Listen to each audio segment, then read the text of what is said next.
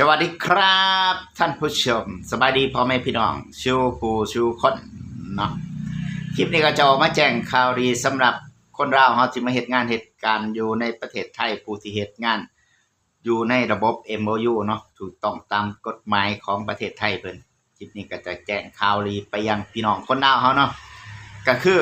ก่อนอื่นก็ต้องขอบคุณทางรัฐบาลไทยเพิ่นมีน้ำจิตน้ำใจ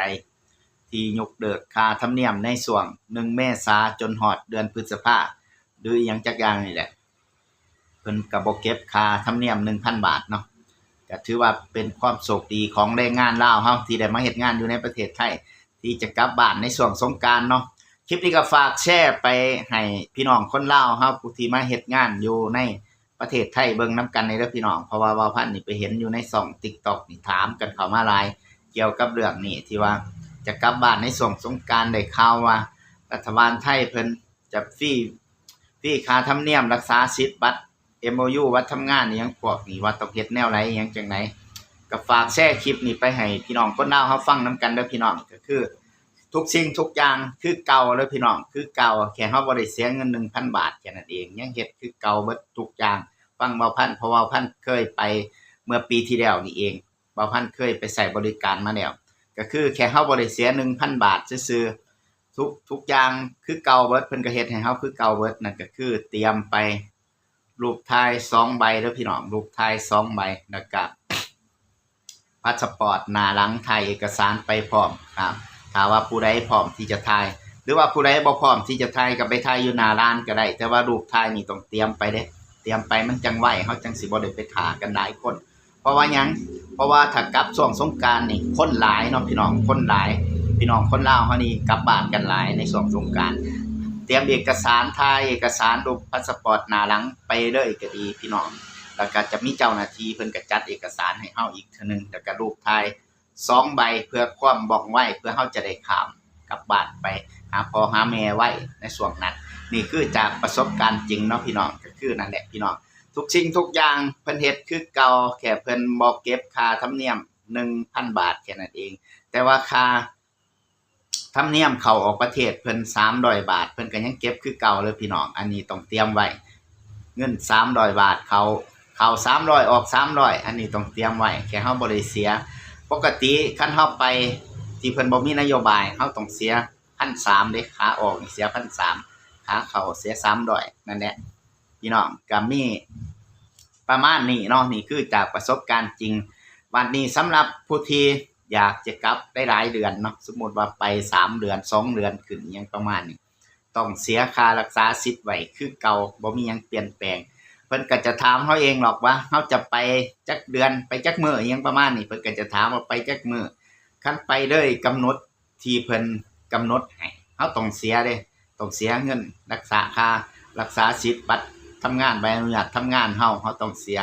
หรือว่าผู้ใดไปเลย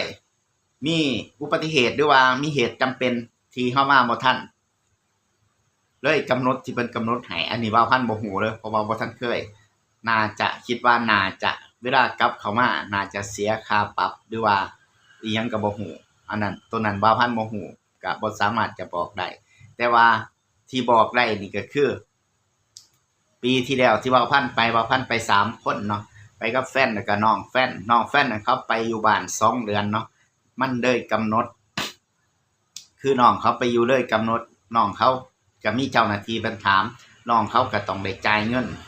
1,000 บาทเพื่อรักษาสิทธิ์ไว้เพราะน้องเขาไปอยู่เหิงนั่นแหละพี่น้องถ้าเฮาจะไปอยู่เหิงอยู่เกินอยู่เลยกำหนดที่ทางการเพิ่นมีกำหนดให้เฮาต้องจ่ายเงิน 1,000 บาทคือเก่าทุกสิ่งทุกอย่างยังคือเก่าเบิดคือว่าพันบอกนั่นแหละบ่แม่นว่าไปนะเฮาก็จะไปตีพาสปอร์ตแล้วก็ข้ามได้เลยเว้ยบ่แม่นเพิ่นก็มีการเฮ็ดเอกสารเตรียมอีหยังคือเก่าเฮานั่นแหละแค่เฮาบ่ได้เสียค่าธรรมเนียม 1,000 บาทซื่อๆทุกสิ่งทุกอย่างยังคือเก่านั่นแหละฟังแล้วก็ฝากแชร์ไปให้พี่น้องคนลาวเฮาผู้ที่มาเฮ็ดงานเหตุการณ์อยู่ในประเทศไทยที่กำลังอยากจะเมื่อบ้านในช่วงสงกรานต์ว่าต้องเฮ็ดแนวใดต้องเตรียมหยังแหน่บางคนบ่ฮู้เนาะผู้เพิ่นบ่ฮู้ผู้เพิ่นบ่เคยเมื่อช่วงที่เขาเจ้าฟรีค่าธรรมเนียมรักษาสิทธิ์อิหยังประมาณนี้ก็อาจจะบ่ฮู้ ถ้าฟังคลิปว่าพันผู้ใดเป็นคนลาวมาเฮ็ดงานเหตุการณ์อยู่ในประเทศไทยนี่ก็แชร์ไปให้หมู่ให้ครูเบิ่งนำเพื่อว่าจะได้เตรียมว่าเฮาสิกลับในช่วงนี้ว่าเฮาต้องเตรียมหยังแหน่เพื่อความว่องไวก็คือเตรียมไปเลยรูปถ่าย2ใบนั่นแหละพี่น้องเฮาจังจะบ่ได้ไปซ่าบ่ได้ไปท่าต้องแดนไปถ่ายรูปถ่ายเอกสารอีหยังพวกนี้อยู่หน้าร้านเพราะมันวุ่นวายมากคนมันหลายในช่วงที่เฮาจะกลับบ้านสงกรานต์แน่นอนคนมื้อนึงไปเป็นพันๆคนเป็นร้อยๆเป็นพันๆคนน่ะคิดเบิ่งถ้าซุมเจ้าบ่เตรียมฮะซ่าแน่นอนไปซ่าอยู่หน้าร้านน่ะมันคือใจสิขาดเด้พี่น้องเพราะว่ามันสิฮอดบ้านดอกนั่นคือสิ่งสำคัญเฮาเตรียมว่างๆเฮาก็เตรียมไปหาถ่ายเอกสารไว้ก็ได้ถ่ายรูปถ่ายนี่คันผู้ใดเข้าออกอยู่ประจำเที่ยวเมื่อบ้านอยู่ประจำถ่ายไปโดด1โลถ่ายเป็นโลไปโดดมันจะง่ายรูปถ่าย2นิ้วสำหรับคลิปนี้ก็ฝากไว้ซ้ำนี้เนาะพี่น้องก็ขอบ